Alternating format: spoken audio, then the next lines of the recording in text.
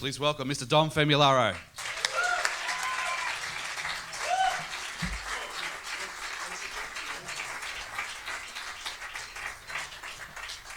Good morning, good morning, good morning. Has anybody not had their coffee this morning? A couple of you have, you don't need it. See, when you play the drums this hour in the morning, you don't need coffee. It'll wake you up like you've never been woken before. Good morning, good morning. Would you do me a favor, please? Would you move your chairs up closer so I can feel you? I want to be able to feel you. Come on up, move your chairs up closer. Don't be shy. Up to the stage, come on up. Yes, yes, come on right up. Yes, we're gonna break every fire rule here in the room. Yes, welcome. I see some smiling faces. This is excellent, wonderful. Oh, we're gonna get ready now. I'll take my jacket off, man. I wanna get ready. I'm gonna take my jacket off. Can you feel the love? I wanna put, this is a good jacket. I wanna put this someplace. Can I put it? It's good, right? I give it to you? Okay. Good. Thank you so much. Good morning, good morning, good morning. Good morning, good morning, good morning. I am honored to be here back at the Ultimate Drummers Weekend. This is an event that is unlike any event throughout the world. And this weekend, when brings these artists together locally, nationally, and internationally, allows the drumming community to get together and share ideas. And once we begin to share ideas, whether it's you speaking to friends, or you coming to a workshop, or you meeting an artist in the hallway and asking a question, or you experiencing what we experience when we hear each other, it's information. It's information, it's art, and when you hear this, what I ask you to do is to steal the knowledge. Steal. Steal! I want you to steal the knowledge. And I use that term very carefully. I'm not asking you to borrow the information. You see, when you borrow knowledge, borrowing implies you're going to give it back. I don't want you to give it back. This is about taking information and giving it to you, because when you steal it, stealing implies ownership. I want you to own it. This is how true art lives. When you take an idea and a feeling or a pattern or a technique, any one of those areas, and you take it and you bring it inside of who you are. Once this idea and this inspiration comes inside of you, you own it. And once you own it, like anything else, and it becomes a part of you, it begins to work its own path in how then you will use this information. Now, I travel all around the world. This tour that I'm on now began about 5 weeks ago. The first week was a week throughout Canada. I live on Long Island, about 1 hour drive outside of New York City. And after performing one full week throughout Canada, I was home for 2 days, then went on the road and performed in 7 different states in the US in 7 days. It was great. I was home for 2 days, then went to Spain. Spain, 6 cities in 6 days.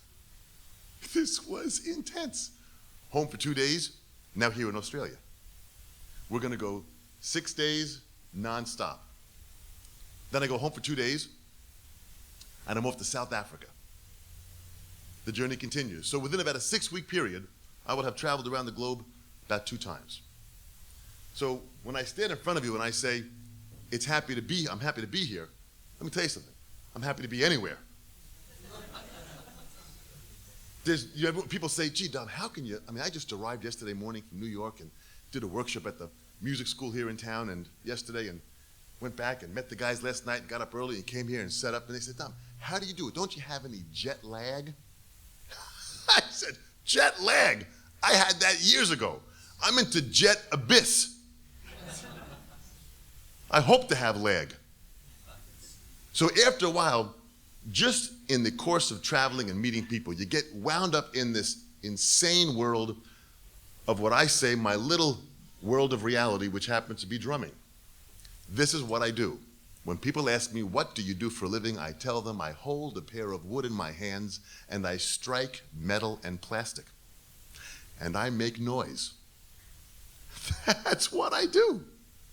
If I organize the noise, I get paid. That's really all it is. That's really what art is.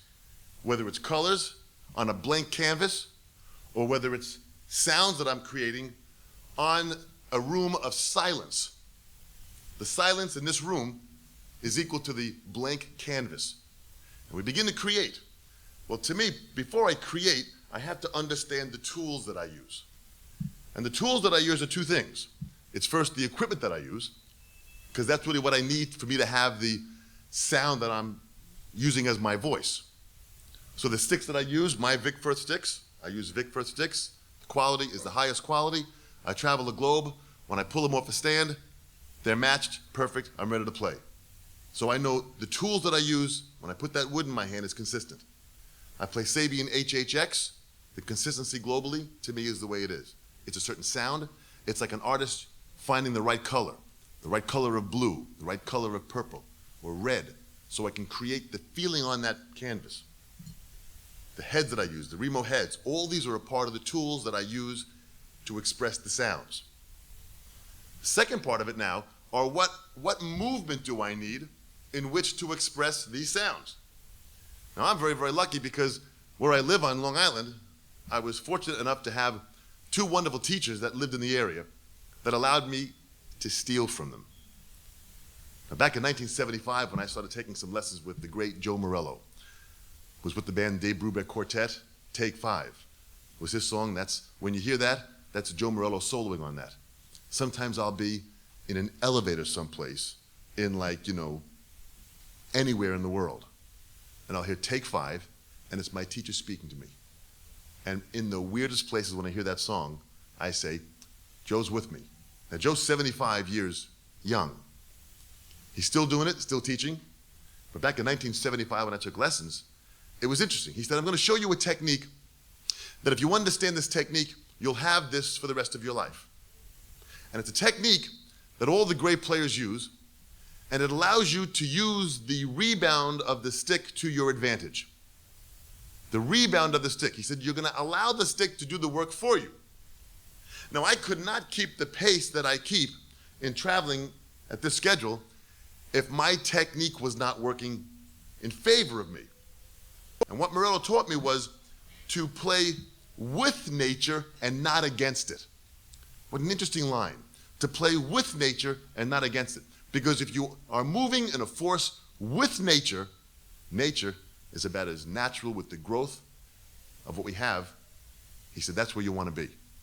So this first technique was a technique that he taught me that to this day, many years later, I still use it.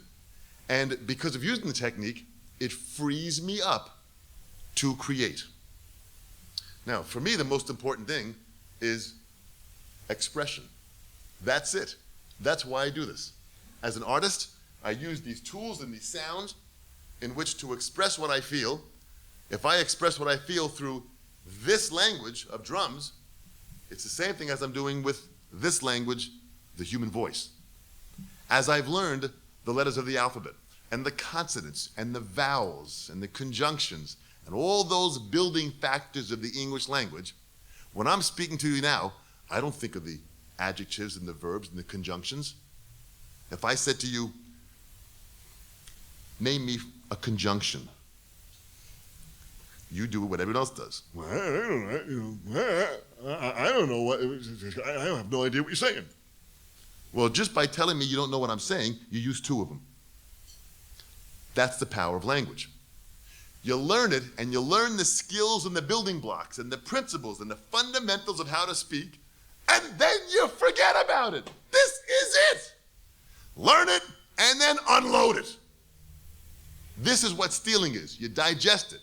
So you learn it. You look conjunctions. And, but, or, for, nor. Those are conjunctions. Now, you don't think of it when you're speaking. Okay, I want to tell Dom good morning. Let me see. I got to put the verb and put the noun. I got to make the principle of the. Tom, good morning. Hey, you would never go through all that. You go, hey, Dom, good morning, woo, yes, and you speak. So if we can get the understanding of drumming techniques to that level, where you have these techniques in your hands and your feet, and then you sit down and you just play, this is how you get the girls. It took me 38 years to find this out. I wish I would have known this years ago. I'm still not successful, but I'm trying. I'm getting much better. The guys are liking me. Hey, it's a start. Might not be where I want to be right now, but I mean, it's a start. So my point is, in art, it's about expression. If I use the language well, I'm going to reach you, and I'm going to give you a feeling that hopefully will be with you for the rest of your life. So the first technique that I learned was this technique called the free stroke. The free stroke. Now, I've got this pad. Hence your basic drum pad. Nothing up my sleeve. Okay. I need a volunteer. Let me see. I'm going to ask you actually, if you would stand up for a second, please. Okay. Thank you so much. What's on your hat? What's that say kind of on your hat? What's that mean? Dead Kennedys. Who? Dead Kennedys. The dead Kennedys? Most of them are dead. and you celebrate that? You are sick. What kind of pervert are you? Walk around with a neon sign like that about a family like that. Okay, that's all right. We'll leave him, okay? So now just turn around and show people what's on your chest. What's on your chest? A dead skull. What the heck is wrong with you? Man, oh man. Okay, you're gonna be my snare stand, okay? So just hold this pad up like this here, okay? All right? Now you gotta watch your fingers. Because when I play this, I usually break a few knuckles. I got an uncle that lives in New Jersey who does that for a profession. Yes, Uncle Vito.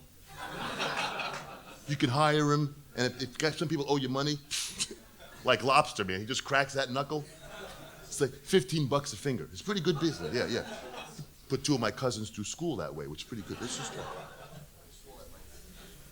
now I'm gonna grab these sticks here.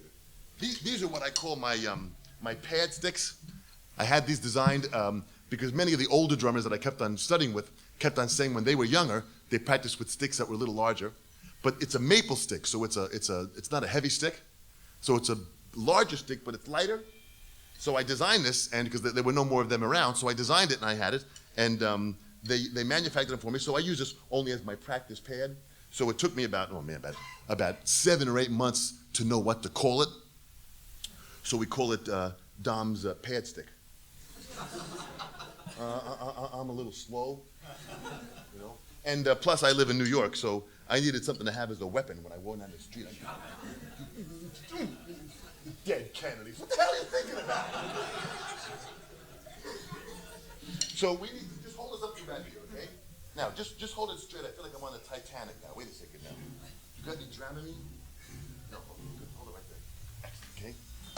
So I go to Morello, and coming from a rudimental background where they hold the stick kind of tight, Joe asked me to play him one stroke. He said, go to a full stroke position. So I go to a full stroke position. He said, play me one stroke. And I did this. Remember, I was about, 20 years old, full of vinegar and stuff, So, yes, very good. Hey, freeze. Like you're dead. Kennedy. Good. So I did this. The old-fashioned rudimental technique was to hold tight tension. Get the tension in the stick. Squeeze the stick. Get angry with the stick. Hold it. That's how they taught us. And those were the nuns. It was a tough school I went to. They were the ones with the thicker beards. It was New York. They're pretty, So anyway, we did this here, and I did this, okay? I threw the stick down, and I yanked it back up. And Morello said, what are you doing? You're working too hard. He said, do it again. I said, okay. So I did this.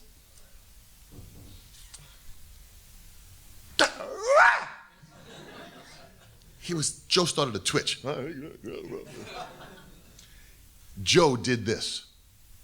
Joe is like the coolest guy. He's like, he grabs the stick and does this. You see it? I didn't see it. I nod out every once in a while, so bear with me. People say, gee, Don, with all your traveling and you really never get a chance to kind of rest and sleep because I'm flying so much, and when we get down late at night, we get up early in the morning, so they ask me, when do you sleep? I tell them, when I'm speaking. So I nodded out there, thank you so much, all right? I needed that rest. So I throw it down, and this happens. I watch my hand. What do you notice? Am I pulling that up? Look at the difference. I think I love you. I can look in your eyes. These are beautiful eyes. Okay. Now you gotta get me a little bit on the top of the mountain. Yeah. When I do this, I feel like I'm climbing. Okay. Yeah. Very good. Okay. Yeah. Very good. Your arms feeling good so far? Oh, getting there. Yeah, getting there, right? When all your blood in your body gets to your toes, that's when it feels good. So you throw it down, and you let the stick jump back. This was about as simple and about as natural as you can imagine. So now I throw the stick down, and it bounces back. If you notice in my hand, it kind of looks like a little bit of a spring action. Like it almost wants to even jump back further. This is called the free stroke. All the players that have phenomenal technique, and you'll see it later on with Steve Smith, he's the best example of the free stroke. He throws the stick down, it bounces back up. Is there any blood in your fingers? Not yet. Okay, just put your hands down for a second to take a little break. Okay, that's enough. Bring it back up now, okay? I said a second. How much is a second? A second is like, that's it. Okay, that's a second, okay? Thank you so much, okay? So now with the stroke now, you throw it down and the stick flies back. This first technique is so important because it allows you now the freedom of not working to make the stick work for you. It's kind of like doing this. It's like doing this. It's like dribbling the stick. Like I'm doing right now. I push it down like a basketball. You got basketball in this country? Round ball? Tall black people? Hoop? You got? Okay. So anyway, you do this here, and you push it down, and the stick comes back up. Well, the concept behind that is I push down. When the ball comes back up, I push down again. You can rest for 2 seconds. So you let the stick. You push the stick down, it comes back up. You hit the ball and it comes back up, right? You don't push the basketball down, stop it, pick it back up, take a step, push it down, stop it, pick it back. You might do that. I don't do that, you know. So to me, you would never do that. Same thing with a stick. Throw it down, let it bounce back up. The free stroke. Extremely important technique. Now, because of that, my hands are totally relaxed. I have no calluses. You can rest. Okay, good. Let your arms. When you finish this, your arm's going to be like an orangutan. You're going to be able to scratch your toes while you're standing up. It's a great feeling. It really is. So with this, you kind of feel your hands are much looser. So because there's no tension, no tension, no tension, no tension. Imagine that. Anybody have tension in their lives?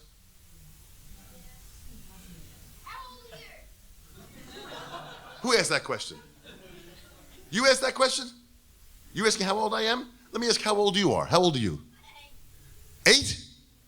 I have underwear older than you. Underwear, and I'm wearing them now.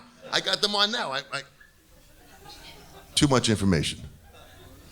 I am 50 years young. I began playing professionally at the age of 12. I started playing drums at 11. By the time I was 12 years old, after a year, I was playing drums and working and being paid to play drums. So everyone says, my gosh, after a year, 12 years old, you must have been like a Mozart. No.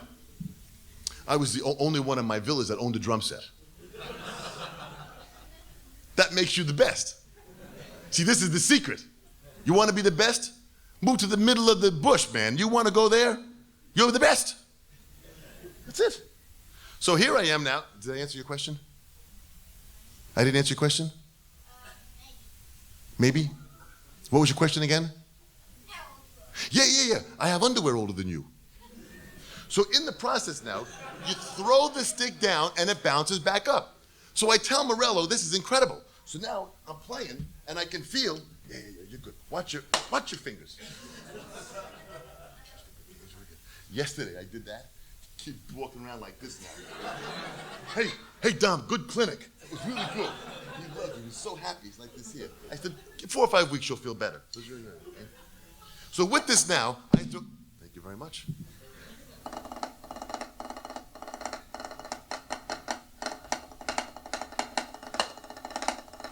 I'm not really working that hard.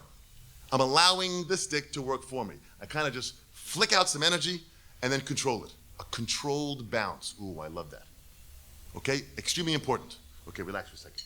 So now I tell Mr. Morello, after a few years of studying with him and understanding this rebound stroke, and I'll demonstrate them in a second, I said, Mr. Morello, this is unbelievable. This feels great. I said, but now I need more power. I need power. I want to play in some bands where, I'm thrashing my china. I want that kind of power now. I feel it in my hands. I feel this. This is great. Sounds like mouse in the attic, but that's good. That's good. I need it. I like mice. And I have an attic. It's like a marriage. Dead Kennedys. What are you thinking about? You celebrate what? That's incredible. You would even do that. Get a life! So it's a very, very good technique to have. I said, Joe, I need more. I need more. I want to go to that next level where I can really create this power, but I want that same relaxation. No stress. No stress. Remove the stress in your life, things get better. Oh, the stress is still there. I just choose not to accept it. With my technique, I don't need it. I found another path, a natural path. Not only for my drumming, but I also found a natural path just for my own philosophy. Every day becomes a great, great sense of fun and belly laughter every day for me. That's a part of me removing the stress from life. That's a whole other conversation. We go back now. Morello says, if you want to learn real power and remain relaxed, power and have that power. And I'm going, Joe, I want that, man. I want double bass. And those are the love songs. That's what I wanted, Joe says, okay, you got to go to Jim Chapin. I said, Joe, Jim Chapin is 85 years old. I want to get like, rah! I want I want that face that the girls go, whoa. Right now they don't do that when they see this face. They run. So I want to see if I can, so he says, listen, you got to go to Jim Chapin. So, okay, because my technique got so much better with Morello, if he told me you have to jump off the Verrazano Bridge at 3 o'clock in the morning, I'd say, okay, how far should I jump off? I mean, it just, whatever he said, I would do. So to me, it was about, I trusted him, the trust, because the results were there. So now, I go to Jim Chapin. Okay, we go up here now, and I go to Jim Chapin, and Mr. Chapin, 85 he is now. 85. How old are you? 8. Add a 5. 85. And he's still traveling the globe with unbelievable passion and intensity and teaching. Incredible. Incredible. His books are at the music tech stand. If you go by there and see his one book, the first book, Advanced Techniques for the Modern Drummer, check it out. It comes with a couple of CDs. An incredible book. A must. It's one of the top-selling 3 books in the world. It came out in 1948. Still a #1 seller. So, as a drummer, anyone who's been through drumming and someone that you admire, they've been through that book. You should have to have that book. So now we go by, and Joe Morello was the top student of George Lawrence Stone, one of the great teachers who wrote the book Stick Control. Jim Chapin was the best student of Sanford Augustus Moeller. And Moeller discovered this whipping technique that he saw many of these older players back in the old days when they were 90 years old playing with this whipping stroke, and Moeller made the correlation between this whip and speed and power and movement. Thank you very much. Okay, so now, I'm not going to use it. Had you worn a happier hat, you wouldn't have been standing like this here. Oh, thank you very much. I guess, okay. So now in the process, he comes by, and Morello says, you got to go to Chapin. I go to Chapin. Mr. Chapin, I want power. He says, okay.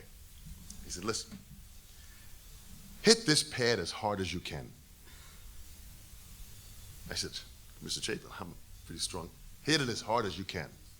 Oh, man. I said, step back.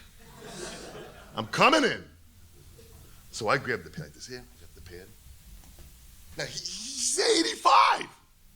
So I'm doing this, and I'm going, and in my mind, I'm saying, hit the pad hard. I want a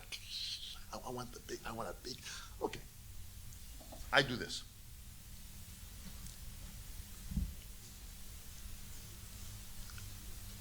This is part of the preparation. That's what kind of I do. I do this before everything. Hi-ya! He said, what the hell are you doing? Okay? I said, okay, you show me. He does this. Stick is here. It's on the drum like this here. He does this. 85. He does this.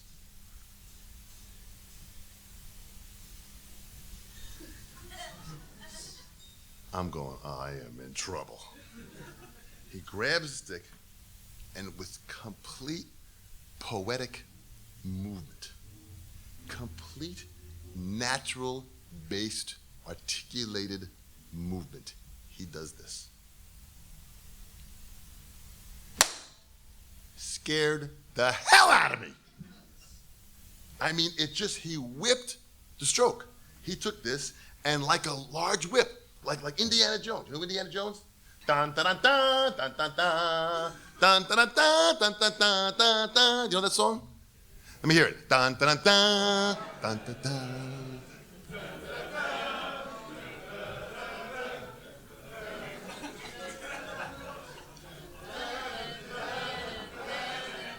Dun dun dun dun. You feel the whip? Hi, I'm Indiana Jones. This guy's a hero. He's an archaeologist. Unlike you, who's a pervert. So now in this process, he takes this stick. I'm starting to lose my mind.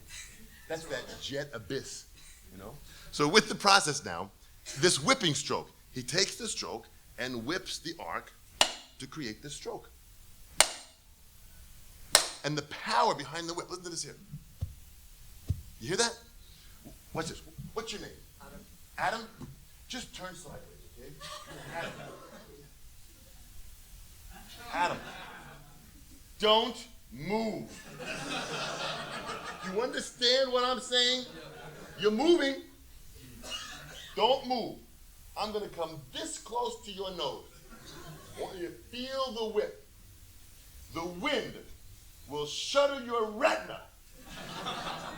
Just feel the whip. I'm going to come this. Don't move.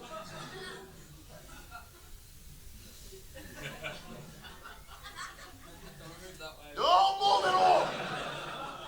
It's dangerous. Only an adult should do this. Don't try this at home. Adult supervision. Yesterday, the kid moved.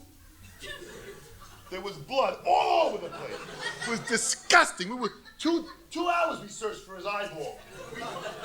I can't do it. I can't do it. I'm too nervous. I can't do it. The whipping stroke. And you'll see it next when Steve Smith comes on. Look at the motion. Watch how he throws the stick down in the free stroke and the stick rebounds back. And then watch how he, in occasion, uses this whip. So here it comes down now in the process, is that with this whip, it's as if you have like an imaginary string. Okay, Adam, an imaginary string. I take the string in my hand, and I take this string on this thread, and I kind of put it through my wrist.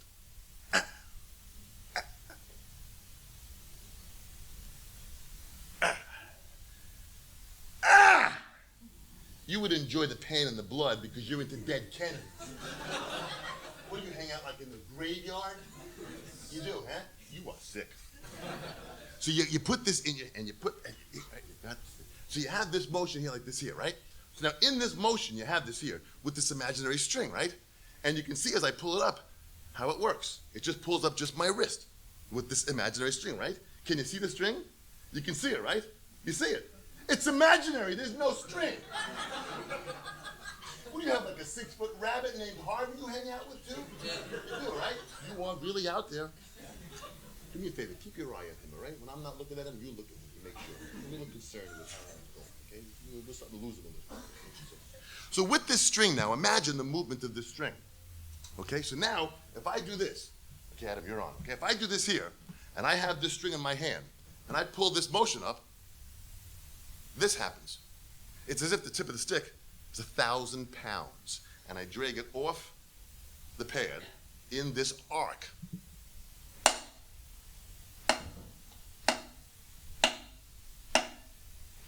So now in the motion, this happens. How much power am I getting? How hard am I working? Imagine, little bit of effort, maximum results. This is like a fine-tuned Ferrari where you use very little petrol for maximum power from the engine. Isn't that what you want, right? Now again, I try it, I can get great power, and I'm not working that hard. Okay, relax for a second. Now in the process, in my hands, I have no calluses in my hands. Okay, now, Adam, what's a callus? Something built up on your finger. It's built up on your finger, F-I-N-G-A, finger. Now, when you do that on the finger, what is a callus? Something built up on your finger. When you're playing drums. Okay, well, but what exactly is the callus? Correct, it does build up from doing that, but what actually is the callus? Skin. What kind of Skin. Dead skin! You should know this. You're into dead Kennedys. It's dead skin. You hang out at the graveyard, all the dead skin. That's why the callus is dead skin. You gotta get a hat that says callus. That's what you need. I'm just trying to help you out. This is like therapy. I want you to feel like you're loosening up at this feeling and you are growing, all right? So this callus that we get in your hands, it's dead skin. I have a general policy in my life, just a general across-the-board policy. Anything dead, I don't want on me while I'm living. General policy. Dead for me is later. So therefore, I want my hands to be totally smooth. Well, after 38 years of holding wood in my hands and hitting metal and plastic, I have no calluses. Just feel my hands. Do you feel any calluses? Oh, you touched that very nicely. You're a very sensitive man. Thank you, thank you. Would you just feel my hand? Just a minute. Let's see if we can get a woman's perspective. Let's see how she just feel. Whoa, whoa! Did you see that? You stink! Just one more time. And you notice the sensitivity they have. You feel any? Whoa, whoa, whoa, whoa, whoa, whoa, whoa, whoa! Whoa! God, was that good?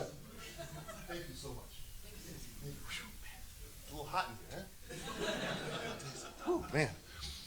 Did you feel any? Was there any? You felt any on my hand? Thank you very much. She said very smooth. Dead skin. We don't want that. That's what a callus is.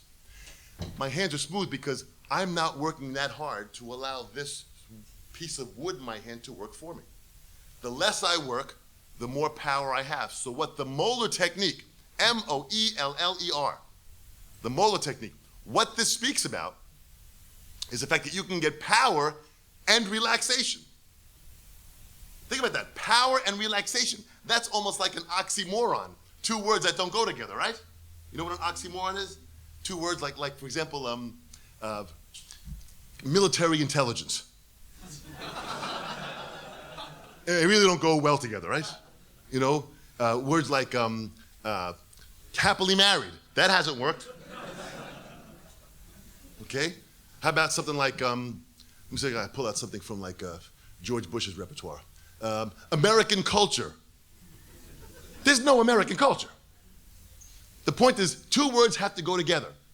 And you hear powerful relaxation, they don't seem to match. In actuality, they do. They do.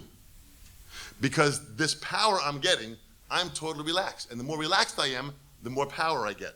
So the more intense I play. Intensity is different than tension.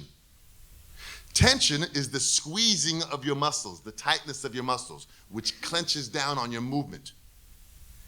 Intensity means full commitment. When you see players playing, and we are at the height of our playing, we are totally fully committed, we are totally relaxed, but we are intense.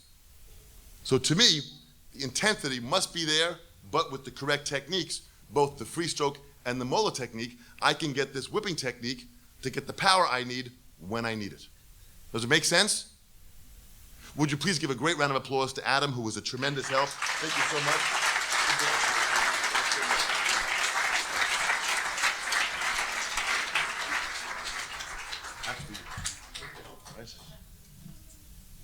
So in the process now, as I speak of these techniques, I plant this seed with you.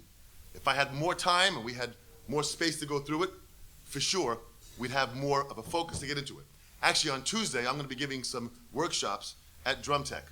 So if you get a chance to track down Ray and the guys over at the stand over there, go by them and ask them what's going on. If you're interested, come on by. We'll get more specifics. We'll have more time. And having been at this class, we'll be able to move even faster when I see you over there. These techniques have worked for centuries. All the great players that play have to evolve to these techniques, or you're going to work too hard to get too little. And art is about the creative flow. The creative flow in the now, in the moment, that when you sit down to create, it happens right there. How many of you have had a drumming idea or a musical idea in your head? You hear it clearly in your head. You can hear the pattern, you hear the sound of your drums, you're looking, you can see yourself playing the pattern, and it's a great hair day. Have you had those things? You can see it in your head? And then, when you go to play it on your drum set, it sounds like you're falling down a flight of stairs. How many have experienced that? Now, you got to tell the truth, because if you don't tell the truth, you're going to meet up and fall in love with my ex-wife. Adam, I wouldn't want that for you. Whew. So my point is, the object is to take the idea from here, just like I'm speaking now, and not have the thought process to get the idea out, to immediately, extemporaneously, as I'm speaking, it's thinking, it's happening all in one process. So now, when I'm sitting on the drums, and I hear a groove or an idea, and I go for it, it just happens. That's where you want to get your art to. This, to me, is the journey I began 38 years ago. And now, as I continue to do it, and I still learn and fine-tune these techniques, I still grow, and I still change. Now, recently, if anybody has read Drum Scene, where they talk about a little bit of it in there, I played traditional grip. I played this grip for 37 years. 37 years. God, this traditional grip, my teacher, traditional dun dun dun dun dun dun dun, played traditional grip. And I'd say, well, wait a second, I'd like to play this way because, Ringo Starr with the Beatles, I wanna hold your hand. He said, no, you'll play this grip. I said, yeah, but come on, the Beatles, man, He says, no, you'll play this grip. I said, wait a second. I don't see any girls knocking down your doors to get a hold of you. So I played the grip. Stayed this way. This grip, this marching traditional grip. Well, eventually when the snare drum was moved to the front, when drum set evolved, and it came to here, and all of a sudden this cross-handed type of playing to play the hi-hat, which most players do. They do this right, cross-handed playing, right? Well, I felt that this grip and this concept was restricting me. I played this way for 37 years. Then I made the change. Because as you're playing, whoa, whoa, you don't get girls when you're clicking sticks. Because nothing was happening for me for 37 years. It gets lonely on the road. So I said this, so I took the hi-hat and I raised it up a little. I said, well, I obviously don't have enough distance. So I took my hi-hat and I went a little higher. Now I'm, yeah! I'm still clicking sticks. I put an extension rod. I'm on like a step ladder, put my hi-hat up here. And I'm going, yeah, baby. How's this look? Good, right? Yeah, baby. You want to meet me later on? Yeah, no chance, man. Nothing was happening. And I'm still clicking sticks. I said, okay, that's it. So I go to match grip, where both of my hands now are holding the stick the same way. And then I go to open-handed playing. Oh, man. Open, not cross-handed, open-handed. What this does now instead of leading with my right hand, I'm leading with my left. Now there's no crossing. The freedom you have, there's no clicking. I've got all the room in the world to play.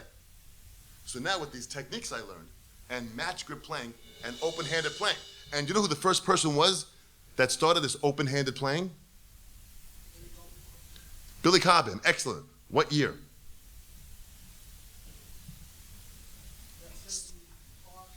75, who said that? Wrong. Just wanted to build him up and drop him down, that's all. Took him up, what? Yeah, you're right. It's just like kind of Adam does. Hey, nice meeting you. Dead Kennedys. Brings you right down in the abyss. Actually, Billy, and I asked Billy, when the first year he did this, 1959. What a visionary. Back then, when everyone thought he was out of his mind, he did it that way. But you know, all great drummers have had to go someplace that wasn't the norm. We just lost the great Elvin Jones. When he played, he went places no one dared to go. He took chances. He found out where the edge of music was and didn't step over it. He leaped and lunged over it. He welcomed the change. And in the early days when people said, Elvin, you're not playing right, he said, oh, yes, I am. You're not playing right. He completely changed their level of thinking. Then, of course, met up with Coltrane, and as they say, the rest is history. So I believe part of technique and how you challenge yourself and how you question yourself and how you learn. And you'll see specifically with Steve Smith coming up, an unbelievable great example of somebody still working at it, still developing it. This is inspiring to see someone like Steve, who every time I perform with him, he's getting better and better because he's working at it. This is where the inspiration comes from, to see people working at it and growing because of it. So I welcome the change, because with change, you have a whole new beginning. And every time there's a new beginning, there's open-end creativity. That's where I always wanted to go. I want to play a little for you. And as I play for you, I set up a kit with just my double pedal, my hi-hat, and if you notice, my hi-hat is the height of my snare drum. See this? As it is.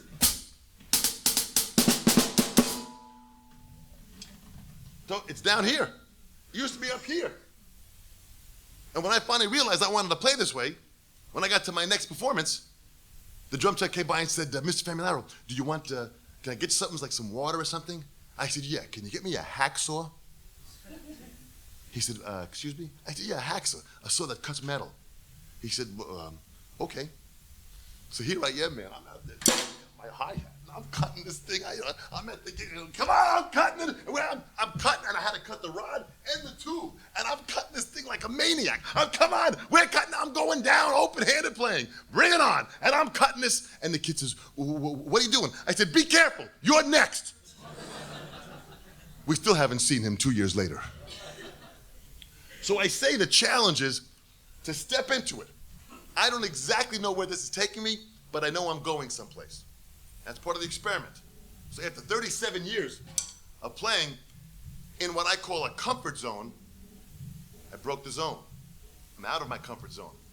So what better way to demonstrate my playing with these two techniques I just explained to you, the free stroke and the molar technique, which I have in my drum book. I wrote them out and explained them in my drum book because they were not available anywhere. When I asked a lot of these older teachers, why didn't you write any of these techniques in your books?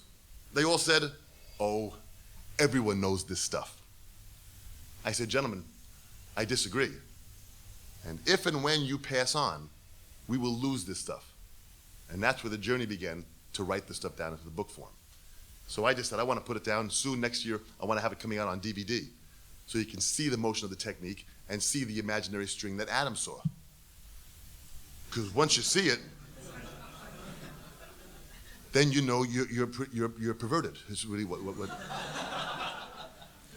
I want to be where Adam is. I want to get there, Adam. You're always smiling.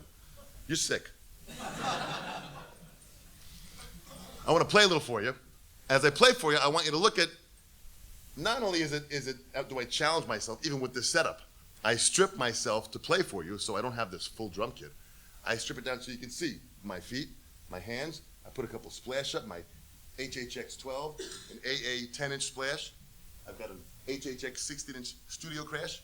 I have this here, 13-inch hi-hats, 14-inch hi-hats, all HHX. So to me, these sounds add to, like any painter would, different colors. So with the correct painting techniques and the wide palette of colors, you never know where you can go. Thanks.